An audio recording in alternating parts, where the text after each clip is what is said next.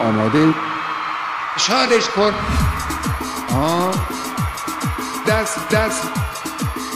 حالا وای وای وای وای وای وای. حالا وای وای وای وای وای. حالا وای وای وای وای وای وای. حالا وای وای وای وای وای. خیلی متشکرم، خیلی خوشبختم.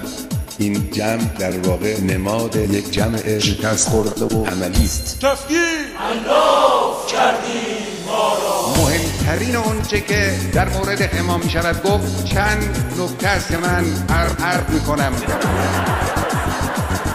امام به معنویت، به انسانیت، به بهشت، به خدا باور نداشت، قبول نداشت، مخ نداشت، دم داشت، سم داشت، یکی دوتا هر تو قم داشت. یکی از اون قرار خود من بودم.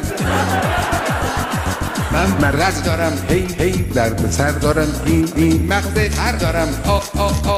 حالا وای وای وای وای وای وای. حالا وای وای وای وای وای. حالا وای وای وای وای وای وای. حالا وای وای وای وای وای.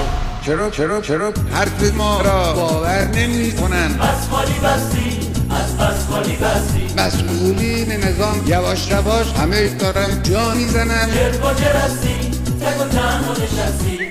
زیر فشار تحریم این استخوان شکسته.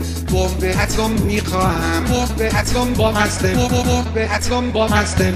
خسته شدم، یالا برو باید برم، برو بابا برو. پیش امام اون گفته داد یا که بابام دور بابات. احسنتم. حالا وای وای وای وای وای وای. حالا وای وای وای وای وای وای. حالا وای وای وای وای وای وای.